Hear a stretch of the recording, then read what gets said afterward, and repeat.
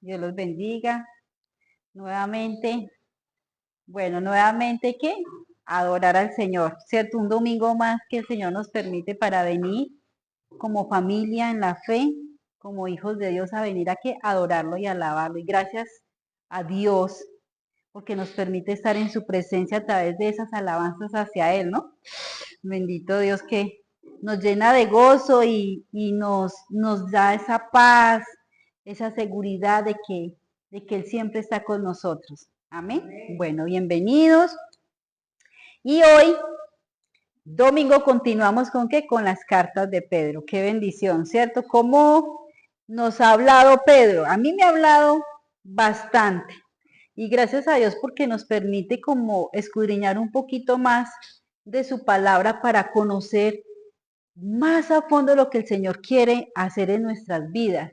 Y lo que decía William el domingo pasado, es un proceso y el Señor eso es lo que quiere, que a través de esos procesos, a través de esas pruebas, Él lo que hace es transformar nuestras vidas.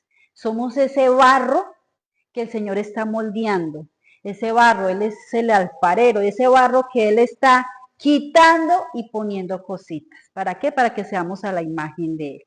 Entonces, antes de continuar con la carta de Pedro, pues vamos a pedirle al Señor que sea el que nos guíe y que sea el que ponga como esa necesidad y en nuestros corazones el deseo de escuchar su voz, pero más que ese deseo, es esa necesidad de poner en práctica lo que Él nos habla todos los días, y no solamente aquí en las enseñanzas de los domingos, sino también en los devocionales personales, en todo lo que nosotros leyendo la palabra que Él nos quiere hablar para cambiar para Él, porque eso es lo que Él quiere. Entonces, le damos gracias al Señor, bendito Dios, Rey Celestial, Señor. Te damos gracias porque nos da la oportunidad, Padre Santo, de estar en tu presencia, de adorarte, de exaltarte, Señor, con ese gozo que tú pones en nuestro corazón y esa necesidad cada día más de ti, Señor. Hoy ponemos delante de ti esta palabra, Señor, para que sea usted, Señor, el que hable a través de mí, para que sea usted el que me dé la sabiduría, Señor, la inteligencia espiritual, Señor, para predicar tu palabra, Señor, y que nuestros corazones estén dispuestos, no solamente a oírla, Señor, a conocerte de ti, sino también a ponerla en práctica, Señor. Cada vez que escuchemos tu voz, Señor, podamos, Señor, poner en práctica y modelar, Señor, tu carácter, Señor, porque tu propósito, Señor, es hacernos a tu imagen, Señor. Gracias por tu palabra. Dejamos esto, Señor, en tus manos, en el nombre de Cristo Jesús. Amén. Bueno, entonces continuamos con la primera carta de Pedro y vamos del versículo 13 en adelante. Capítulo 1, versículo 13. Y hoy Pedro nos quiere hablar a través de estos versículos, del versículo 3, del versículo 13 del capítulo 1 al capítulo 2, perdón, y el versículo 12 nos quiere hablar de la exhortación a la santidad. O sea, aquí Pedro nos quiere exhortar. Dios lo está usando a él ¿para qué? Para exhortar a estos cristianos que estaban ¿en qué? ¿Recordamos? En persecución, en una persecución extrema. Entonces aquí Él quiere exhortarnos ¿a qué? A que seamos santos. Entonces vamos a conocer un poco antes de iniciar con cada versículo, vamos a recordar un poco de quién era Pedro. Cuando nosotros hablamos entre nosotros como hermanos o algo, ¿qué nos acordamos cuando hablamos de Pedro? El que cortó la oreja, pero lo que nos decía William el domingo pasado, él no iba a cortar la oreja, él iba a cortarle la cabeza. O sea, Pedro era impulsivo, lo que nosotros podemos llamar coléricos, esos que no se aguantan, como decimos acá en Colombia, ni un cólico. Eso, él estaba siempre ahí a la defensiva para todos. Recordemos que Pedro era pescador. Y Pedro no tenía estudio, él no tenía estudios universitarios en ese tiempo, pues lo que era mayor el estudio, no, él era un pescador, pero Pedro era muy inteligente y era un buen líder, pero él, ¿qué le dijo al Señor? Pues Señor, primero yo muerto antes que que Jesús, ¿cierto? ¿Y qué le decía Jesús? Ay, Pedrito, Pedrito, usted no sabe lo que voy a hacer contigo. Sí, entonces conocemos a Pedro, un hombre impulsivo, un hombre que hablaba, pero también un buen líder. Y Pedro también cuando les estaba escribiendo aquí a estos cristianos, él también tenía problemas en ese momento. Entonces, veamos un Pedro antes, ¿sí? Del Pentecostés, cuando andaba con Jesús, él anduvo con Jesús, él hizo milagros, él conoció toda la palabra que el Señor daba, o sea, él comía con Jesús porque en ese tiempo, pues como conocemos el contexto, ¿cierto? Todos esos discípulos andaban detrás de ¿qué? Del maestro, o sea que dormían, comían y vivían con el maestro. Él conocía muy bien al maestro, pero lo conocíamos de una forma diferente. Pero aquí en la carta de Pedro ya lo vemos a un hombre muy diferente, un hombre muy espiritual, un hombre que le dice a la gente, a estos cristianos, no, mire, trate a la gente suave, calmadito, como dice la hermana, ya no tan impulsivo, lo vemos que lleno de ¿qué? Del Espíritu Santo. Recordemos que después del Pentecostés llegó el Espíritu Santo hacia ellos y tuvieron ¿qué? Un nacimiento. Y eso es lo que el Señor quiere, o sea, una transformación. Y ya aquí en esta carta vemos a un Pedro transformado, pero también en medio de ¿qué? De una situación dura, porque en la segunda carta de Pedro ya también se ve de que él también ya está a punto para qué, para morir, para asesinarlo, y vemos también cómo murió Pedro, ¿no? Entonces aquí ya lo vemos que él también ya tenía problemas, pero Pedro les escribía a estas iglesias exhortándolos de qué, de que lo que estaban viviendo era una vida difícil. Y vamos a recordar un poco, traje unas imágenes, recordemos el domingo pasado, que Nerón era uno, ¿cierto?, del que estaba gobernando allí y era muy malo, ¿sí? Y él provocó ese incendio en Roma, ¿y a quién le echó la culpa? ¿Lo recordamos? A los cristianos, a los cristianos en fe. Entonces, sí, la siguiente, vemos que Nerón dio una orden de qué, de perseguirlos. Entonces, no solamente lo que nos decía William, no solamente eran los soldados romanos, sino también los judíos empezaron a perseguirlos a ellos por creer ¿quién? En Jesús. Y también la misma familia. Entonces, dentro de la misma familia también había una persecución para estos hermanos a los cuales les está escribiendo Pedro. Y vemos aquí varias imágenes que saqué de cómo era el maltrato, o sea, cómo era la persecución. Era una presión muy alta, ¿no? Mire cómo los colgaban, mire cómo los metían en fuego. A Juan, recordemos que a Juan lo metieron en una caldera lleno de aceite.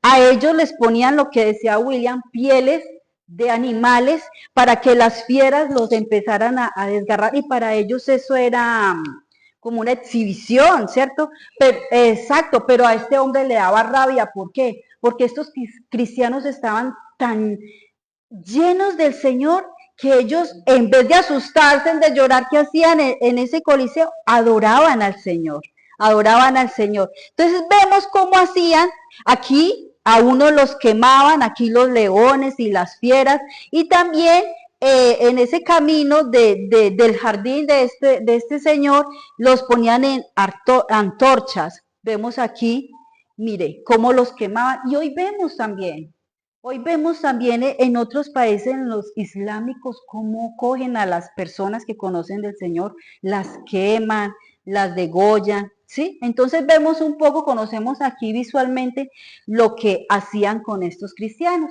Entonces Pedro les escribe a estos cristianos para animar a estos creyentes a confiar en Dios en medio de estas situaciones difíciles que ellos estaban viviendo.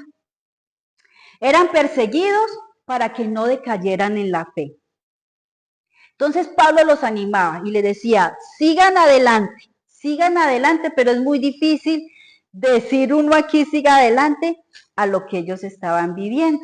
Nosotros hoy vivimos en una sociedad, digamos, que también, digamos, no tenemos una persecución tan extrema como la de estos cristianos o las que pueden estar pasando hoy en día, algunos que conocen del Señor y quieren seguir al Señor, pero sí tenemos persecución en familia, o la presión, como hablábamos ayer, de la sociedad, presión moral, ¿cierto? Y cómo actuamos nosotros en medio de esa situación o en medio de alguna situación difícil que podamos estar pasando. ¿Cómo actuamos? ¿Cómo nosotros eh, nos comportamos como cristianos y como hijos de Dios? Bueno, como les decía, Pedro está animando a estos creyentes que estaban, ¿qué? Eran extranjeros, porque no eran de ahí. Los estaba animando a que ellos pertenecían al Señor y les daba a entender de que Dios tenía un plan con ellos, incluso en medio del sufrimiento, y eso es lo que el Señor nos dice hoy. Yo no sé cuál será el sufrimiento, el problema que cada uno puedan tener, ¿cierto? Yo tengo, digamos, las cosas, pero Dios tiene un plan, tiene un propósito, y ese propósito es que moldearnos y acercarnos a Él cada día más. Y aquí Pablo recordemos un poco de lo que les estaba hablando anteriormente, les estaba hablando de qué, de una esperanza, y que esa esperanza era esa esperanza viva, ¿sí? Y que era ese renacer, ese nacimiento era sometido ¿qué? A una prueba. Y ahí era donde iban a, ¿qué? A ser probados, o sea, para que tuvieran un corazón, ¿sí? Para el Señor y una relación para el Señor. Por eso la esperanza es Cristo. Es una esperanza viva, una esperanza que nunca va a cambiar. Lo que Él prometió, dice la Biblia, lo cumplirá y hasta hoy lo ha cumplido. Entonces ya aquí un poco, conociendo un poco de lo que estaban pasando los cristianos, aquí en el capítulo 1, ya del versículo 13, Pedro les dice, por tanto, ceñid los lomos de vuestro entendimiento, sed sobrios y esperad por completo, ¿en qué? En la gracia que os traerá cuando Jesucristo sea manifestado. Este por tanto quiere decir, relacionado todo lo anterior que él venía diciéndoles. Entonces, por tanto, en la nueva Biblia al día dice, por eso, dispóngase para qué? Para actuar con inteligencia. ¿Qué estamos estudiando en los proverbios? Ajá, mire que el Señor nos sigue hablando. Entonces, dispóngase para actuar con inteligencia, tengan dominio propio. Pongan su esperanza completamente en la gracia que se le dará cuando se revele Jesucristo. Tengo aquí el lenguaje actual. Por eso estén atentos y piensen bien. Mire, pensar antes de qué? De actuar. Lo que van a hacer para que siempre hagan lo correcto. Pongan su esperanza ¿qué? En la salvación inmerecida que reciban cuando Jesucristo sea revelado al mundo. Pero se empezó a poner serio, porque antes nos estaba hablando a, mire, ustedes fueron elegidos, ustedes van a pasar por pruebas, pero aquí se está poniendo un poquito más serio. Y les dice, ya no tanta esperanza, ya no tanto aquí, bien bonito antes, ya, viva la gracia porque son escogidos. Ahora les dice cómo debe de ser esa conducta de cada uno de ellos. Ya en los versículos anteriores les está diciendo, mire, ustedes fueron escogidos, ustedes fueron renacidos y todo. Ahorita, ¿cómo van a hacer esa conducta? ¿Cómo van a vivir? Quiero explicar un poco para entender cuando dice ceñir los lomos, se refiere a ajustar el cinto. Amor, me ese favor. Entonces, los judíos tenían una vestimenta, ¿cierto? Entonces, ellos con esta vestimenta, cuando dice aquí, ceñir los lomos, pasamos. Entonces, es cuando ellos, cuando iban a empezar a trabajar o cuando se iban a la batalla, ellos, el vestido, pues les incomodaba a correr o a hacer esa actividad que tenían que hacer. Entonces, aquí Pedro cuando les decía ellos entendían muy bien qué era ese ceñir los lomos, ¿sí? Y era recoger sus vestidos bien, amarrárselo bien, ¿para qué? Para actuar en ese momento en lo que ellos iban a hacer. Entonces esta es una imagen más o menos de cómo se ceñían los lomos. Era una parte muy necesaria en este vestuario de los hombres judíos para que estuvieran bien sujetos, ¿sí? Y no se soltara y pudieran caminar y hacer lo que ellos tenían que hacer. Entonces, aquí el ceñir los lomos quedaba manifiesto y demostraba que uno ya estaba listo y preparado ¿para qué? Para salir a actuar. Entonces eso es lo que Pedro les estaba diciendo. Ceñir los lomos de vuestro entendimiento. ¿Sí? Aquí de ese vuestro entendimiento es de nuestra mente. Recordemos un poco cómo el pueblo de Israel salió de Egipto. ¿Sí? Recordamos un poco en Éxodo 12. Pedro les dice que debían dejar atrás su vida pasada. Este pueblo de Egipto vivieron toda su vida ¿en dónde? En Egipto, ¿cierto? Y ellos no es que estuvieran allí de paso, muchos nacieron y se criaron allí en Egipto. Tenían una cultura muy arraigada de Egipto, de sus dioses, de todo lo que ellos hacían, a pesar de ser el pueblo elegido del Señor. Conocían todo el sistema de ¿qué? De Egipto y estaban cómodos en ese país. Recordemos en el desierto cómo se quejaban, ¿no? Estaban muy cómodos, pero fueron llamados ¿a qué? A salir de esa comodidad. ¿Por qué? Por una promesa de Dios. Y ese es el mensaje mismo que vivimos hoy como creyentes. Hemos sido llamados a salir de esta aparente comodidad del evangelio en que llevamos como cristianos, porque llevamos una aparente santidad, ¿sí? Llamados a esa aparente comodidad del mundo que lo hemos mezclado entre la iglesia con el mundo. Dios nos ha llamado para que salgamos del pecado, nos alejemos de esta vida de rebelión contra Dios, que nos alejemos de todo, de la idolatría, del orgullo, para no volver a lo que éramos antes. Cuando dice aquí, porque los lomos del entendimiento, Pedro está explicando a estos creyentes y hoy nos está diciendo Dios a nosotros, tenemos que estar listos para que su mente, su voluntad y su corazón, para tener un entendimiento, una manera de pensar, en medio del problema, pero también en medio de la sociedad que estamos viviendo, para una manera de pensar ejercitadas correctamente que agrade a Dios. Hoy, ¿de qué nos está llenando, de qué nos llenamos nosotros nuestra mente? De muchas cosas. El cristiano se está llenando la mente de muchas cosas, de muchas ideologías, de muchas cosas que se están dejando arrastrar por el mundo. Y hoy está diciendo, mire, ciñaste los lomos de nuestro entendimiento. Se refiere a las personas que se preparan para hacer algo audaz o valiente o algo que requiere fuerza mental y emocional. En nuestra mente, ¿qué llega a nuestra mente? La tentación, ¿cierto? Los pensamientos, lo que ven nuestros ojos, los que escuchan, llega a nuestra mente. Y aquí Él les está diciendo, cíñete los lomos de vuestro entendimiento. Tenemos que pensar qué es lo que vamos a hacer. Hoy muchos cristianos han vuelto atrás y se han olvidado de una esperanza. Se han olvidado de que Jesús va a venir por su iglesia. Pedro sabía muy bien qué tan débiles somos en nuestra carne. Él mismo lo vivió en carne propia con su carácter. Recuerden lo que habíamos explicado, lo que conocemos un poco de él. Él sabía que los seres humanos somos tentados ¿en dónde? En nuestra mente.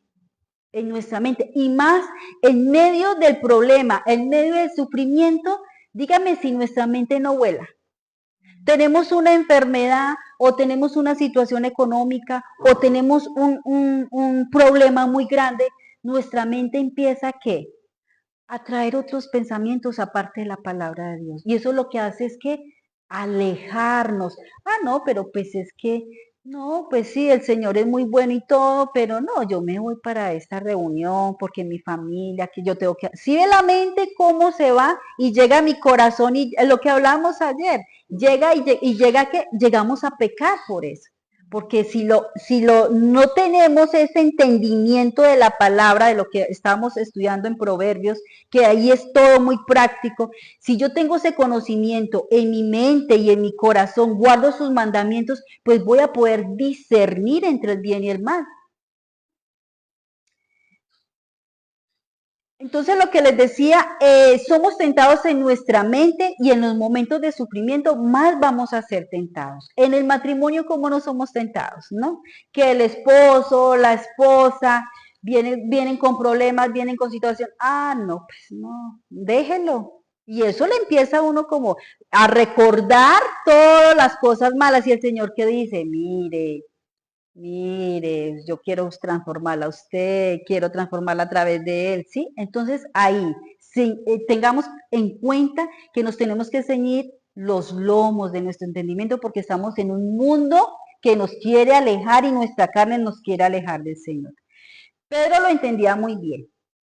Cuando nos dice aquí sed sobrio, significa, se refiere básicamente al hecho de estar libre del efecto de sustancias embriagantes, dice un comentario. Sin embargo, en las escrituras se utiliza en sentido figurado.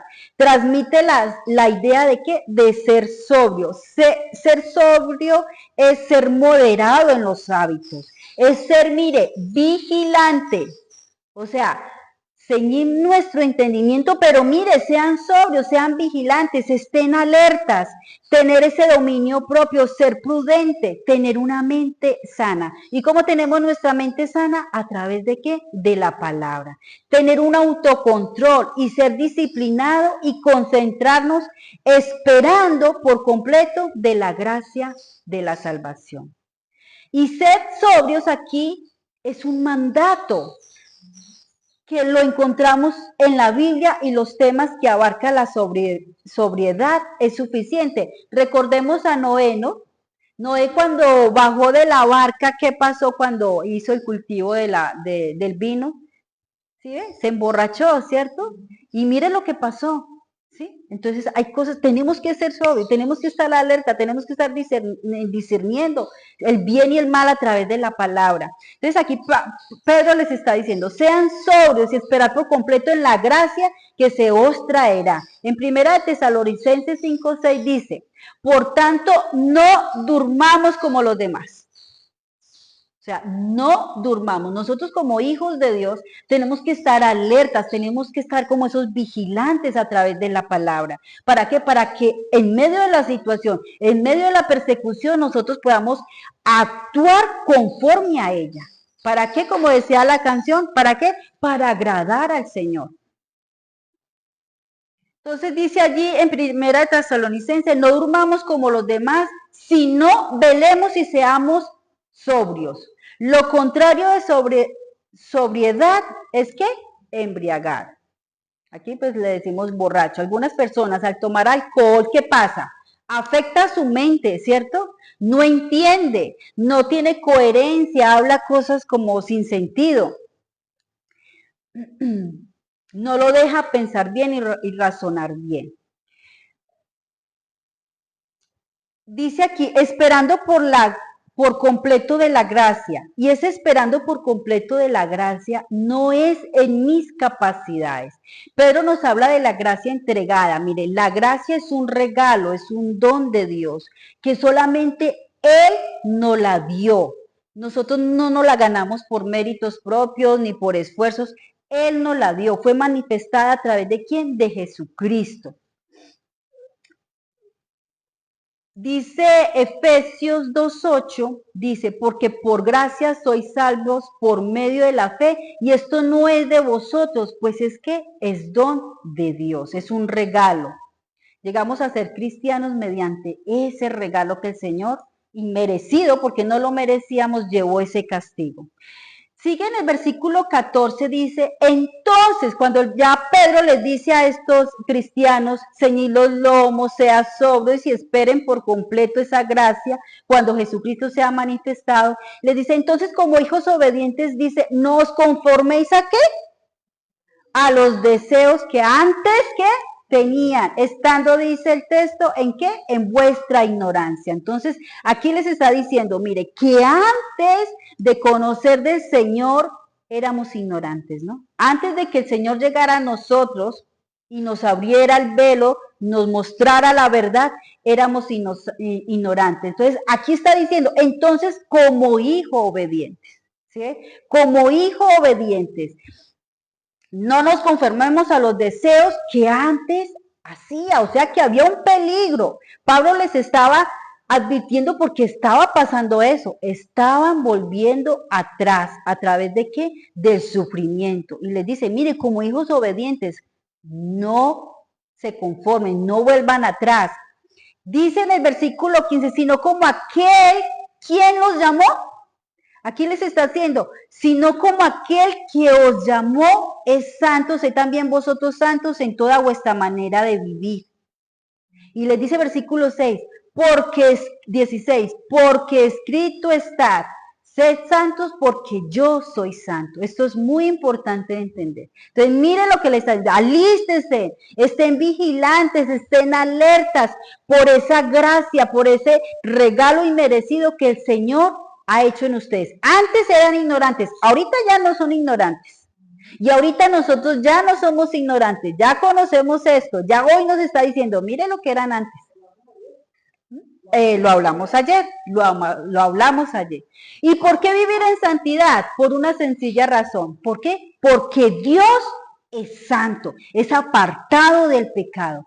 Y si mi mente está sobria, prudente, si mi mente tengo dominio propio, si en mi mente pienso antes de actuar, si en mi mente está a los pies de Cristo, yo voy a querer llevar una vida piadosa.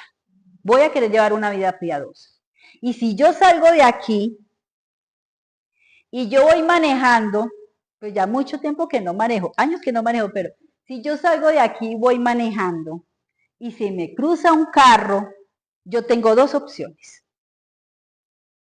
Vivir la vida piadosa que el Señor me ministró hoy y me está ministrando todos estos días. O la otra opción, o dejar de lado lo que el Señor me está diciendo, lo que he escuchado acá, y recordarle al conductor que se me atravesó de que se va a morir. Yo escojo esas dos opciones. ¿Cuál escogería usted? Esa es la vida piadosa que el Señor quiere. ¿Por qué? Porque Él es santo. Él nos quiere llevar a esa santidad. No vamos a ser santos perfectos, porque estamos en un proceso, pero sí nos quiere ir transformando. Como Él es santo, sé también vosotros santos. Dice, es difícil, ¿cierto?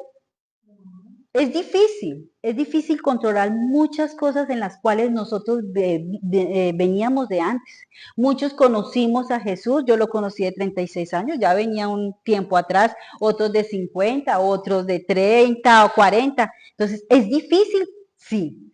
Para todos, saliendo de aquí estamos muy bueno adorando al Señor, hablamos del Señor, nos gozamos en el Señor, pero para salir ya de aquí a la vida cotidiana, al trabajo, a las cosas, es difícil, pero no imposible porque tenemos el Espíritu Santo que nos ayuda. ¿En medio de qué? De todas estas pruebas.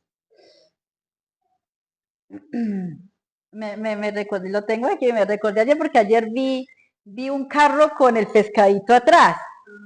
Entonces, si se va a cruzar alguien en la calle y tiene, y aunque traiga el pescadito atrás, es que nosotros teníamos al principio el pescadito, ¿cierto? Humor lo quitó. Pero es que en serio, uno cree que con el pescadito ya va a decir, ay, no es de Jesús y es santo. Y cuando el conductor empieza, no vale el pescadito. Es mi vida interior. Sé santo porque yo soy santo, dice el Señor. Si recordamos quién era Pedro antes, Pedro era el pescador, ¿sí? Y él tenía una vida totalmente diferente, pero era ignorante. Pero cuando conoció al Señor, empezó una vida piadosa. Dios nos ha dado una esperanza, pero esa esperanza demanda que yo viva en santidad. Pero esa santidad, ¿debo de qué? De acercarme cada día más al Señor. De escudriñar la palabra como lo estamos haciendo los sábados, los domingos, en la casa. Eso es lo que me lleva a la santidad porque el Señor me está hablando. Y de esa santidad vamos a tener que temor del Señor. Es imposible que yo comience a conocer a Dios y no tema a Dios. Y no es un temor de miedo del castigo, de miedo que me va a mandar al infierno. No, es imposible que el Señor me revele su verdad y su vida y yo sea indiferente a esa verdad, indiferente a lo que el Señor me está diciendo. Hay mucha gente hoy que supuestamente tiene muchos conceptos o ideas, muchos entendimientos, pero ¿cómo miran a Dios? Tienen mucho conocimiento de la palabra. O sea, a mí me sorprende unos maestros, pastores con mucho conocimiento y memorizan, o sea, solo les sale un salmos completo. Yo tenía, o sea, conocía una de otra iglesia y ella se sabía salmos, proverbios, capítulos enteros, que es cierto, qué bonito, ¿cierto? Pero eso no era suficiente. ¿Por qué? Porque ¿cómo miraba el Señor su corazón si estaba haciendo otra cosa? Porque si yo veo a Dios como un ente que solo salva, que solo rescata y nada más, no tengo ni siquiera una fe salvadora. Lo estoy viendo como una entidad divina, pero no como mi Señor ni como mi Dios y no empiezo a cambiar para Él. En pocas palabras, el deseo de obedecer a Dios se alimenta de la santidad, del deseo de estar con Él en esa intimidad, de deseo de amarlo, de deseo de obedecerle y de esa esperanza que es viva, que es Jesucristo. Vemos aquí entonces en este versículo que nos dice, sean santos porque Él es santo. En ese sentido, lo que Dios demanda de mí debe obtener de entender qué significa el que sea santo, de que Él sea santo. Y el término santo de Dios es que santo es apartado, Él es diferente. Y eso es lo que les estaba diciendo aquí Pedro a ellos. Ellos anteriormente conocían muchos dioses, ¿no?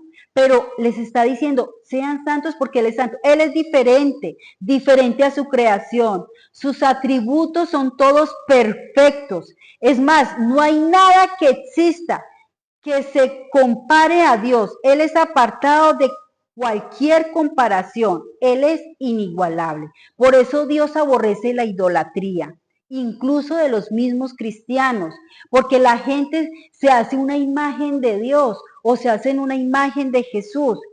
Nada ni nadie se puede comparar a su santidad. De aquí cuando les habla ya de esto, de que ya mires, ya tienen que empezar a mostrar esa santidad. ¿Por qué? Porque nuestro Dios es santo. Del versículo 17 ya empieza a hablarles de la que son redimidos por la sangre de quién? De Jesucristo. Y les dice, y si invocáis por Padre aquel que sin acepción de personas juzga según la obra de cada uno, conducíos en temor todo el tiempo. Mire, en temor, ¿qué? Todo el tiempo, no cuando venimos solamente a la iglesia.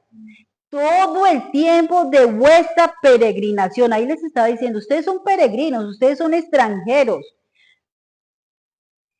Si invocáis por Padre, o sea, si nosotros invocamos a Padre es porque lo reconocemos como nuestro Salvador, como nuestro papá, como nuestro Padre. Y Él no hace acepción de qué? De personas. Él no tiene favoritos. ¿Por qué? Porque va a juzgar a cada uno según su obra. Dice que Él nos juzgará a cada uno según lo que hagamos. Seremos juzgados según las obras de cada uno sin favoritismo. Juzga según la obra de cada uno. Él es imparcial. La santidad de Dios nos va a infundir a nosotros un temor reverencial en todo lo que hacemos.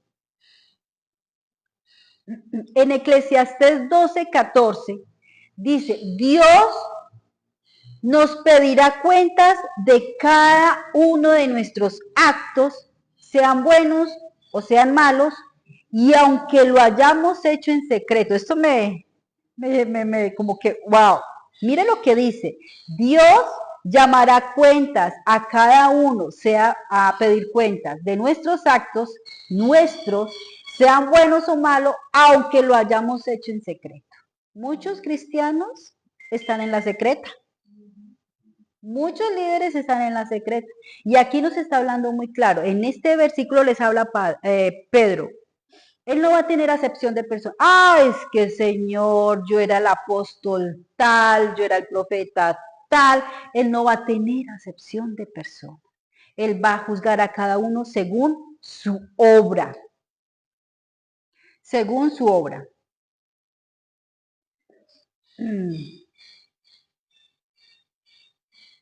Dice, sigue diciendo del versículo 18 al 19, sabiendo que fuiste rescatado de vuestra, ¿qué? Vana manera de vivir, la cual recibiste de vuestros padres, no con cosas corruptibles, como ¿qué? Como oro o plata, sino con la sangre preciosa de Cristo, como de un cordero sin mancha y sin contaminación. Es muy importante que nosotros entendamos esto. En otra versión dice redimidos, aquí dice rescatados. La palabra redimidos dice, ustedes saben que fueron redimidos, esta es en la Biblia de las Américas, de su vana manera de vivir, heredada de sus padres. Entonces, esta palabra redimidos viene de esa cultura antigua. Y cuando aquí Pedro les estaba hablando a ellos entendían muy bien lo que él les estaba diciendo. Muchas veces nosotros no lo entendemos porque no sabemos sobre esa cultura. Pero cuando él les hablaba rescatados y en la Biblia de las Américas redimidos, era que un esclavo era redimido de la siguiente manera. Ese esclavo iba al templo de un dios o una diosa pagana, y él recogía dinero, oro, y pagaba un dinero por su liberación, pero él pagaba ese dinero a ese dios de ese templo o a esa diosa. Y a partir de ese momento, pues imagínense cuánto tiempo recogería un esclavo ese dinero o ese oro. Mucho tiempo, ¿no? Y él al llevar ese dinero a los tesoros del templo, él quedaba libre. Él pagaba una cantidad por su libertad. El dinero que él pagaba iba directamente a ese tesoro del templo y después de ahí ya iba al dueño del esclavo. Le pagaban ese dinero y el esclavo a partir de ese momento era libre ante la sociedad y era libre ante los hombres, pero era considerado de ahí en adelante esclavo de ese dios, de ese templo o esa diosa a quien él pagó ese dinero por su libertad. Ya el dueño, el amo de ese esclavo, pues al traerle esa plata, él ya no podía hacer nada, ya tenía que dejar libre a este esclavo. Este esclavo pasaría el resto de su vida tratando de servir y agradar a esa divinidad que no existía. Él quedaba como esclavo a ese Dios. Él juntaba ese dinero. El dueño no podía decir nada porque ya la diosa venía a pagar su redención, su rescate. Ya era libre ante esa sociedad. Entonces aquí Pedro les estaba diciendo y ellos lo entendían muy bien. Ellos entendían muy bien. Ustedes saben que fueron rescatados de esa vana manera de vivir, de esa esclavitud en la que estábamos, de ese vivir en la que dice aquí que habían recibido de vuestros padres. Entonces, ¿cómo éramos nosotros? ¿De qué nosotros aprendimos esa vana manera de vivir? Pues de nuestros antepasados, ¿cierto? De nuestros padres. Y aquí les está diciendo, pero ustedes ya han sido redimidos ¿por quién? Por la sangre de Cristo Jesús. Fuimos redimidos por el precio que Dios pagó para hacernos libres. Y ese sacrificio o esa redención, lo que Él tuvo que pagar, no fue oro, les está diciendo aquí. No fue oro, no fueron piedras preciosas, no fue plata. Les dice en el versículo 19, ¿fueron con qué? Con la sangre preciosa ¿de quién? De Jesucristo. Y nosotros, mis hermanos, debemos de valorar precisamente el costo que hizo posible nuestra redención. El costo que hizo posible fue que la vida de Jesús, la sangre de Jesús. A los esclavos le ponían el precio por su redención, una cantidad, un valor. ¿Y quién le puso precio a nuestra redención? Dios, nuestro Padre. ¿Y cuál fue ese precio? Su Hijo, Jesús. Él pagó ese rescate por nosotros. Hoy nosotros ya no somos ignorantes. Los que hemos sido redimidos por la sangre que fue derramada por Jesús fue el precio que Cristo pagó por cada uno de nosotros para hacernos libres. ¿Libres de qué? De esa vana manera de vivir.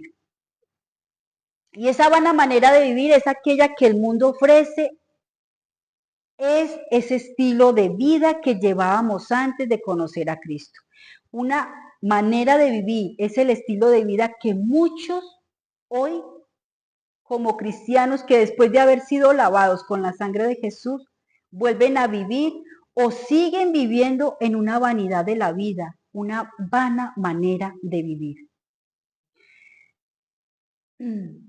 La santificación de estas personas de estas personas, muchos están en sus logros temporales, no en los logros eternos. Son logros temporales, con títulos universitarios, fama, posición social o económica.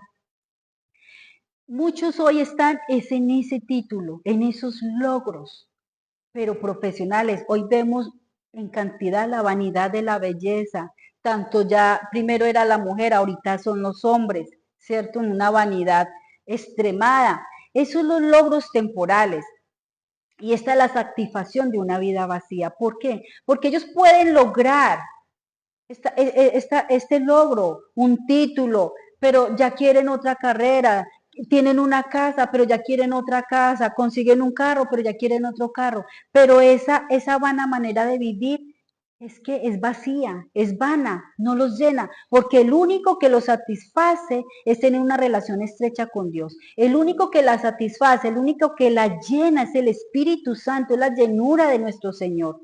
Dios llena tu vida, tu interior, Dios es el único que te puede dar una satisfacción completa, pero muchos viven una manera de vivir dentro de las iglesias y esta manera de vivir es vacía, es vana.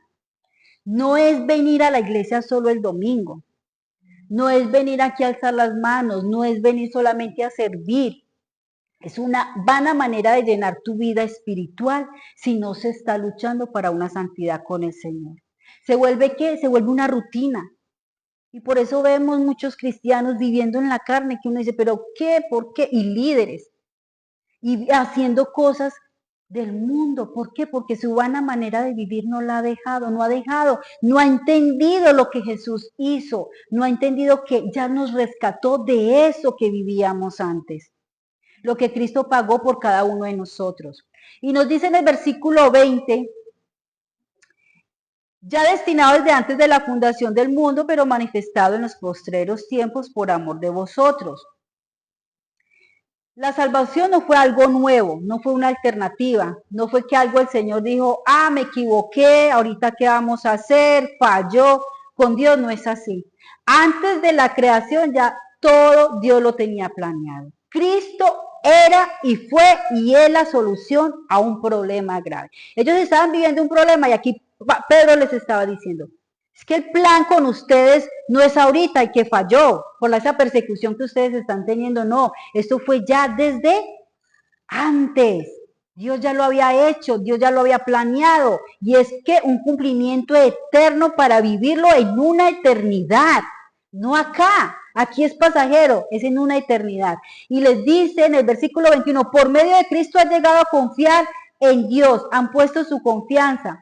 Ha levantado a Cristo de los muertos y le dio una gloria inmensa. Les está diciendo, ustedes creyeron en ese Dios, quien resucitó de quién, de los muertos. ¿Y quién más para Pedro decirlo con esa seguridad si él estuvo ahí cuando Jesús resucitó? ¿Quién más les decía, mire, y le ha dado gloria para que vuestra fe y esperanza sean en Dios? Cristo es el mediador, Cristo es el dueño, que lleguen a confiar en medio de eso, no duden, confíen en Él. Y les dice, la fe en la cual ustedes creen y la fe para creer en Dios es que Dios es vivo, que Dios es real y que Dios cumple sus promesas en medio de la situación que se pueda estar pasando. Dios está obrando y Dios tiene el control. La esperanza que dice aquí, se está refiriendo a que Cristo pagó el precio para nosotros, ahora somos de Él. Y esa esperanza es que Él vendrá por nosotros en cualquier momento. Pero hay un propósito eterno, por eso Él habla de que seamos santos. ¿Como quién? Como Él es santo. Y del versículo 22 en adelante, dice el versículo 22, habiendo purificado vuestras almas por la obediencia de la verdad mediante el Espíritu para que el amor fraternal no fingido, amados que unos a otros entrañables de corazón y puro. Aquí en la traducción viviente lo tengo. Al obedecer la verdad, les está diciendo Pedro, ustedes quedarán limpios de sus pecados al obedecer la verdad. ¿Cuántos estamos obedeciendo? Desde que conocimos al Señor, uno de 10 años, 20 años, 30 años, 5 años, ¿cuántos llevamos estudiando la palabra, escuchando prédicas, devocionales? ¿Cuánto de eso sí estamos obedeciendo? Porque mire lo que está, al obedecer la verdad, ustedes quedaron limpios de sus pecados. Por eso ahora tienen que amarse unos a otros como hermanos, con amor sincero. Ámense profundamente de todo corazón. La característica que define a un cristiano auténtico que ha nacido es precisamente el amor. Es imposible ser cristiano y no amar a su hermano. Miren nosotros como es como una familia que uno nosotros nos hacemos falta. Entonces es imposible ser cristiano y no amar a su hermano. Lo que define a un cristiano no es que traiga una Biblia bajo su brazo o que sirva o que predique. No, es su manera de ser, es cómo ama, cómo ayuda, cómo está pendiente del hermano. Recordemos que Pedro les habla a cristianos extranjeros que están viviendo en situaciones difíciles y necesitan unidad. Necesitan ayudarse. Y les dice en el versículo 23, pues han nacido de nuevo, pero no a una vida que pronto se acabará. Su nueva vida durará para siempre porque proviene de la eterna y viviente palabra de Dios. Lo tengo aquí en nueva versión. No. Pedro está hablando a un nuevo nacimiento y a una vida eterna. En primera de Juan 4, del 7 al 8 dice, amados, miren lo que les dice Juan, amémonos unos a otros, porque el amor es que de Dios. Todo aquel que ama es nacido de Dios y conoce a Dios. El que no ama no ha conocido a Dios porque Dios es amor. Eso es lo que nosotros mostramos a nuestros hermanos. El amor de Dios porque conocemos a Dios y Dios es amor. Solamente son los que han nacido de nuevo porque el amor es de Dios. Es una señal de alguien que ha nacido de nuevo. Es cuando amamos, cuando estamos pendientes, cuando ayudamos. Y mire que aquí en la Reina Valera dice, amados unos a otros entrañablemente. La necesidad de amar y lo que nos capacita para amar al otro es el Señor, es Dios. Él es el que nos capacita. ¿Cuándo nacemos? Ajá. No, eso, no nos alejamos. El concepto de un corazón puro es el amor y el amor entre hermanos, el amor no fingido. Es producto de mi nueva naturaleza del haber nacido de Dios, no un amor fingido, porque el corazón que no hay pureza, ¿hay qué? Fingimiento, hay engaño, hay hipocresía. Y por eso hay tanta división y hay tanta rivalidad entre los hermanos. ¿Por qué? Porque no hay un amor genuino. El corazón puro ha limpiado el egoísmo, el odio, un corazón que está siendo similar al de Dios. Es por eso que Dios dice, sean santos como yo. Y aquí les está diciendo, ámense unos a otros. ¿Qué estaría pasando ahí que Pedro les dice? Ámense unos a otros entrañablemente si han nacido de Dios. Amar de la manera que Dios nos dice que amemos, no como yo piense, no como el mundo quiere o me dice que lo ame, sino de una manera diferente, como Dios me dice. Y en el versículo 24 nos habla de la temporalidad de la vida y hace una comparación entre la vida de las personas y la palabra de Dios, porque la palabra de Dios es que es eterna.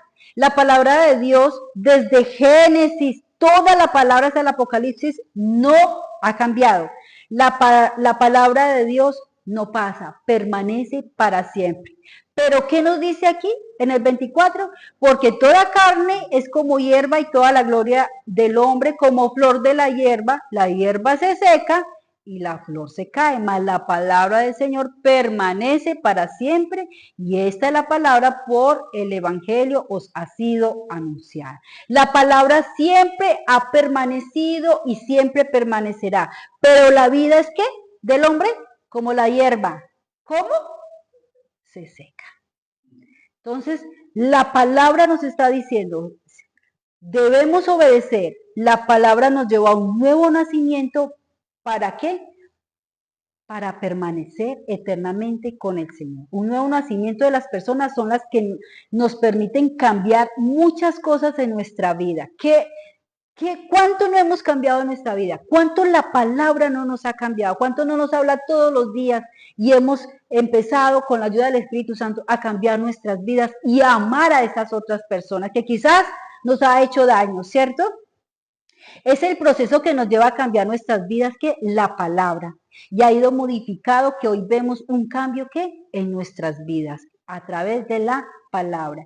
Mi nuevo nacimiento empezó que a tener cambios de tal manera que dejé de hablar diferente. A veces, cierto, se le sale, pero esa es la lucha, ahí vamos. Pero hemos dejado de hablar diferente. Hemos dejado de pensar diferente, ese nuevo nacimiento a través de la palabra y el sacrificio de nuestro Señor Jesucristo. Hemos dejado muchas cosas, ahora nos ven como diferente. En una situación de necesidad se necesita incondicionalmente a los hermanos. Ellos se necesitaban entre ellos en medio de esa dificultad. Hoy, en medio de este mundo lleno de pecado, de maldad, que cada día se incrementa, nos necesitamos entre nosotros. A veces no es tanto una ayuda económica, sino una llamada, como dicen los hermanos en los devocionales, llame a alguien, un abrazo, que lo escucha. A veces uno habla y uno quisiera decirles, no, ellos quieren hablar, solo escucharlos. Entonces, entre nosotros como hermanos, ¿sí? Cuando hay alguna situación, recurrir a los hermanos, a la oración, estamos pendientes de eso. Ya una vez se les habla de todo esto y bueno, sean unidos porque la situación que está pasando, pero Pedrito, no olvidemos que estos cristianos estaban pasando una turbación muy grande. Los colgaban públicamente, los quemaban y es más, los vecinos y personas que acusaban a los cristianos dicen que tenían derecho a ser exentos de impuestos, o sea, no pague impuesto, pero venga y usted me diga quién es el seguidor de Jesús. Entonces dígame, ¿quién no hacía eso? Habían muchas regalías con el simple hecho de acusar a estos cristianos. El matar a los cristianos, de exterminar a los cristianos. O sea, yo creo que uno no se alcanza ni a imaginar esa situación que ellos estaban viviendo en este momento, pero aún así Pedro les estaba diciendo. Es por esto de la importancia, no acá en este momento porque no estamos viviendo eso, pero sí la importancia de este contexto histórico. De pronto estamos viviendo otras situaciones, pero no esta persecución, porque debemos entender el sentimiento de esta gente al tener esa presión que ellos tenían, esa persecución que ellos tenían. Y en medio de esa persecución, maltratos, golpeados, quemados, ¿sí? Había una condición interna. Mire que ya nos estaba mostrando en el versículo 23. Y había una condición interna dentro de ellos, dentro del cristianismo, dentro de lo que ellos estaban viviendo. Y era que dentro de ellos había, dice el versículo 2, el capítulo 2, versículo 1, ¿qué había allí? Dice, desechando pues toda malicia, todo engaño, hipocresía, envidias y todas las detracciones. Mire lo que está diciendo Pedro aquí. ¿Cómo es posible, se imagina uno, que alguien que es perseguido de esta manera, con tanta presión, por la gente de ese tiempo, podían envidiar, engañar, tenían malicia?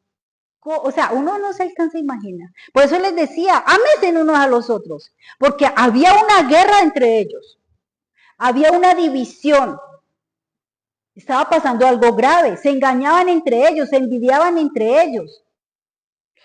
Tremendo, ¿no?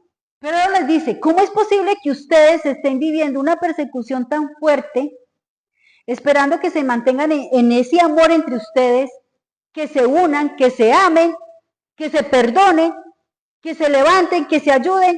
¿Cómo es posible que teniendo esta presión tan fuerte, ustedes hablen mal de sus propios hermanos? Que los envidie por lo que tienen o por lo que hacen. Ay, mire, ese predicador ahí. Yo predico mejor.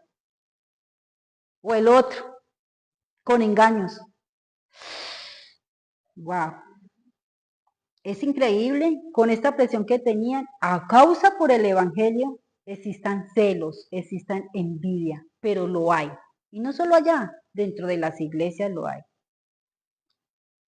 El carácter cristiano es buscar el bien del otro. Es que el otro esté mejor que yo. Dice Pedro, detracciones. Esta palabra habla de comentarios hirientes. Hay cristianos que dicen, no, pues es que así nací yo y así soy yo. Y yo las cosas las digo así y así, duélale el que le duela. Porque así soy yo y así y más, porque cristianos que dicen, es que así me hizo Dios. Aguántese. No, y uno anteriormente no creo, uno dice, pues el que le aguante, ¿cómo es? El que le chantea el guante que se lo achante, ¿cómo es? ¿Algo así? Uno decía, yo le digo la verdad, y el que le caiga el guante que se lo achante. No, ¿cómo debemos hablar?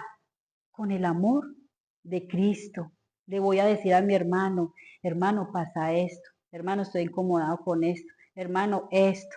El amor de Dios es buscar el bien al otro. Incluso cuando yo aclaro alguna situación, es porque amo al otro. Si yo veo algo en el otro, me acerco y en el amor del Señor voy a aclarar esas situaciones porque la otra persona también necesita de Dios. También necesita que conozca el amor del Señor y se acerque a Dios. Entre ellos existían todas estas conductas de engaño, malicia, hipocresía. Pedro les está diciendo, entonces si han nacido de nuevo, tienen que abandonar, porque les dice, desechando pues toda malicia, tienen que abandonar ya eso. Ya no más ese engaño. Si han nacido de nuevo. Y les dice en el versículo 2, más bien, deseen como niños recién nacidos la leche espiritual no adulterada para que por ella que crezcáis para salvación. Más bien dejen todo eso y deseen la leche espiritual como qué, como recién nacidos. Recordemos a Isaac cuando se pone a veces que, ¿cómo se pone un bebé cuando tiene hambre? ¡Wow! Ansioso, deseoso y no lo para nadie. ¿Y sus gritos? Así les está diciendo Pedro, mire, deseen, anhelen esa leche espiritual, en vez de estar todavía con esas cosas de atrás, envidiando y engañando a sus propios hermanos. Deben de estar unidos.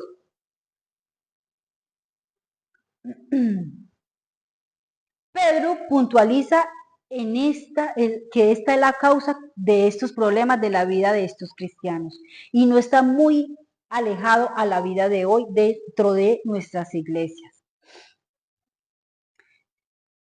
¿Por qué no deseamos esa leche espiritual? ¿Por qué como cristianos deseamos más otras cosas que nos llenan la mente de basura, que nos estorba, en vez de estar deseando, como dice aquí, la leche espiritual? Si nosotros deseamos esa leche espiritual, como lo dice Pedro, como un bebé, pues vamos a crecer, vamos a madurar. ¿Para qué?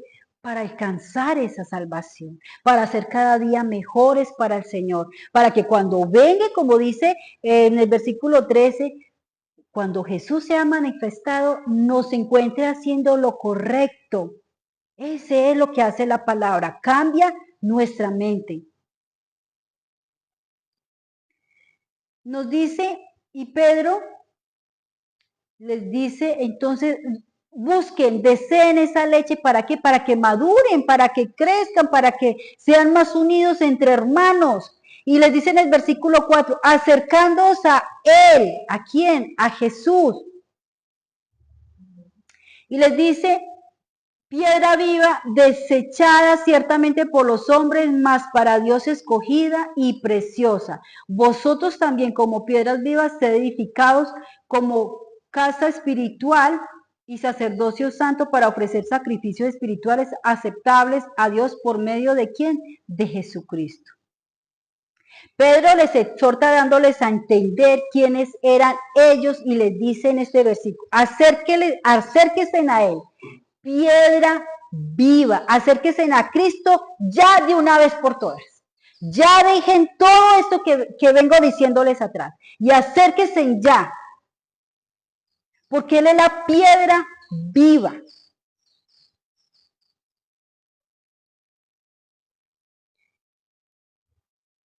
Dice, vosotros también como piedras vivas. La piedra viva es nuestro Señor Jesucristo. Él es el que sostiene la iglesia. Y aquí como vosotros también como piedras vivas, nosotros somos el cuerpo de Cristo.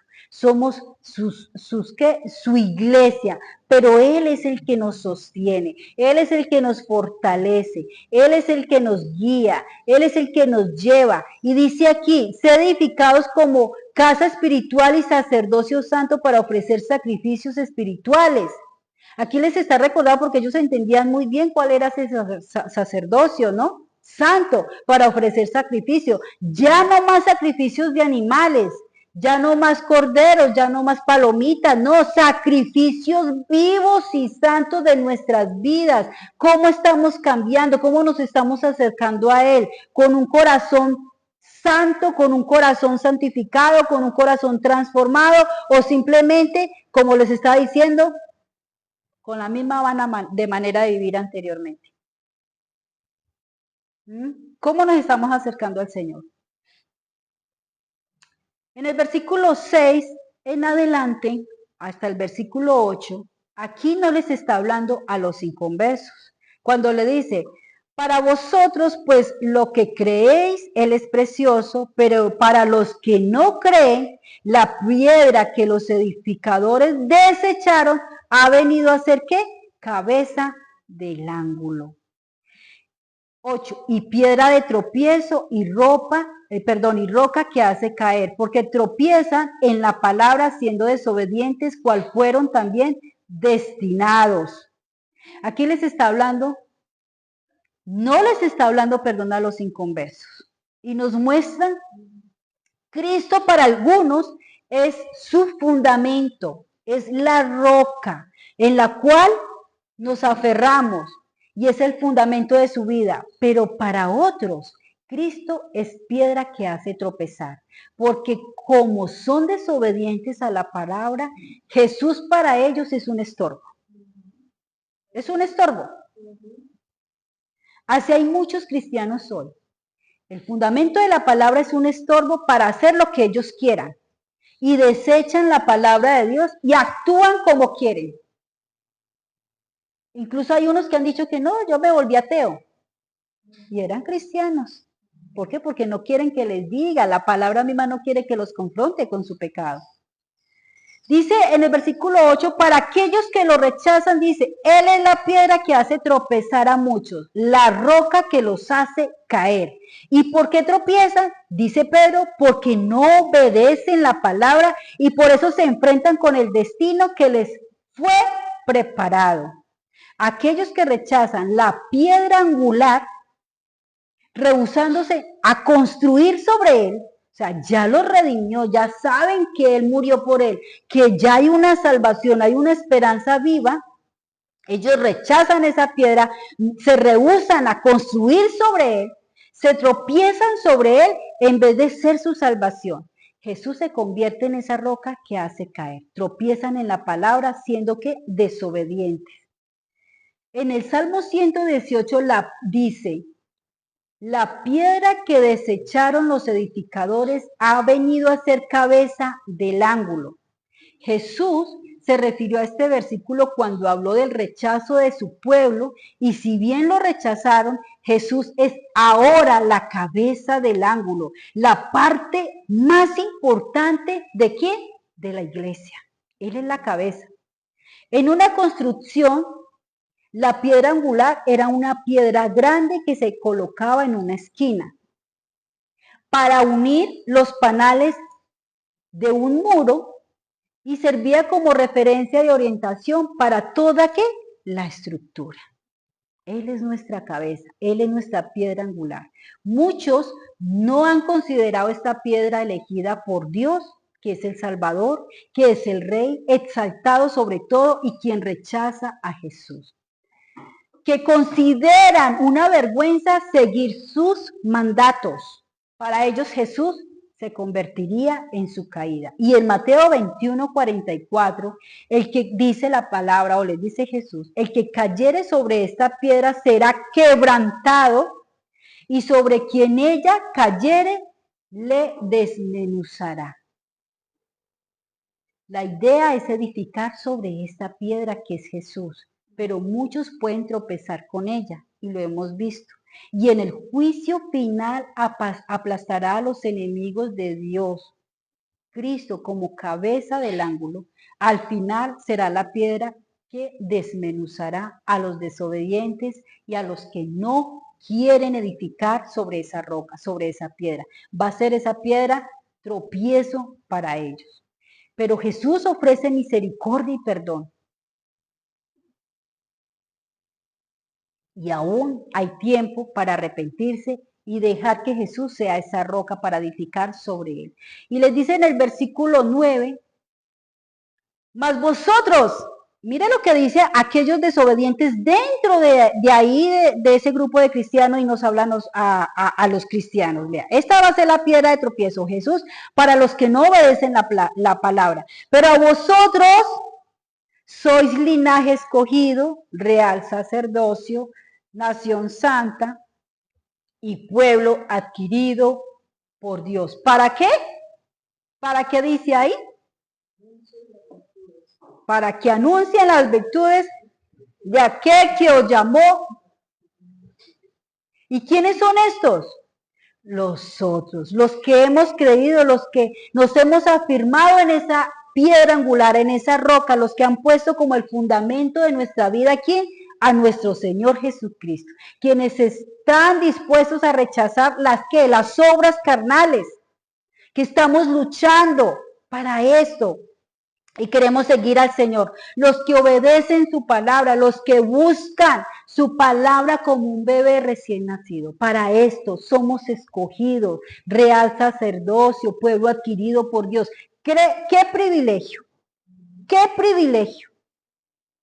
Un sacerdote en el tiempo antiguo, ¿qué hacía? Era el que se acercaba a la presencia del Señor. Hoy no, ya hay esos sacrificios. Hoy directamente Jesús, a través de Jesús nos acercamos y clamamos al Señor. Este linaje escogido son los que quieren ser transformados por su palabra. Estos son los que está hablando Pedro.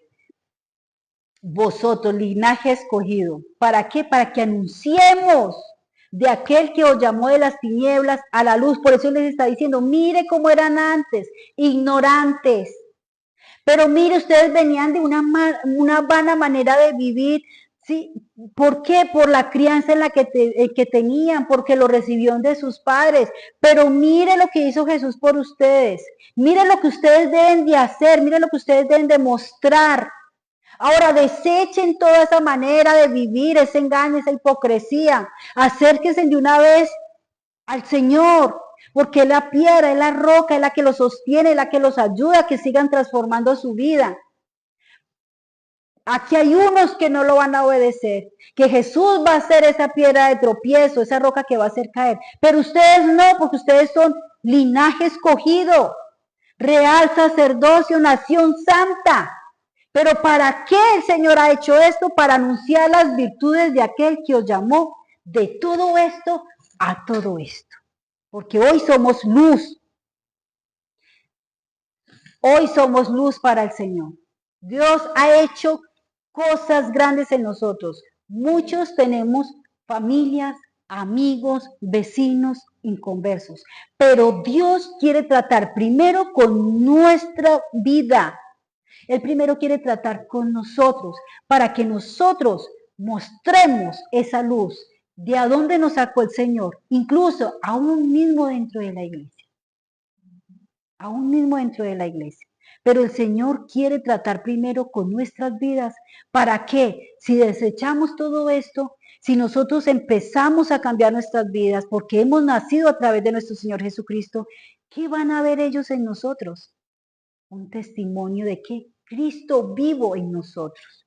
Cristo vivo en nosotros. Y esta carta de Pedro es dura, pero muy práctica. Porque aquí les está diciendo, mire, ustedes obedecen, pero si no obedecen, mire lo que puede pasar. Y de aquí de estos versículos en adelante, medio lo revisé y eso duele, duele. Pero tenemos al Señor que es nuestra roca y nos va a ayudar. Y por último, en el versículo 11 y 12, ya nos dice, amados, yo os ruego, mire, es un ruego, es una orden. Yo os ruego como extranjeros y peregrinos que os abstengáis de los deseos carnales que batallan contra ¿quién? Contra el alma. Contra el alma. Y el versículo 2, manteniendo buena vuestra manera de vivir entre los gentiles, para que en lo que murmuran de quiénes, de vosotros, como de malhechores, glorifiquen a Dios en el día de la visitación al considerar vuestras buenas obras. Y en el versículo, la versión nueva traducción viviente y lenguaje actual está más claro, y creo que con esto concluimos. Amados hermanos, ya que son extranjeros y residentes temporales, somos extranjeros temporales. ¿Por qué? Porque tenemos una esperanza viva de ¿qué? De que Jesús viene por nosotros. Nosotros somos extranjeros. ¿Tenemos las maleticas listas en nuestro corazón? Dejando que el Señor transforme nuestras vidas porque pronto nos iremos. Les advierto, una advertencia. Aquí dice, les ruego, les advierto que ¿qué? Que se alejen. Ya, debemos de dejar todo eso. De los deseos mundanos que luchan contra el alma. Pues esos deseos los llevarán aquí a la perdición. Pórtense bien cuando estén con gente que no creen en Dios. Así, aunque ahora esa gente hable mal de ustedes como si fueran unos malvados, luego, mire, verán el bien que ustedes hacen y alabarán a Dios. ¿Cuándo? El día en que Él les pida cuentas a todos. Entonces, sí somos perseguidos, sí.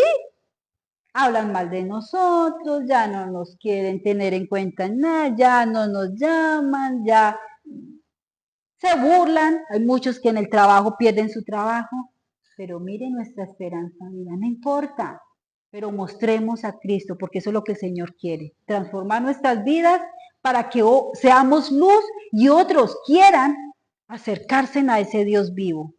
Por eso quiere transformar primero nuestras vidas para llegar a estas personas.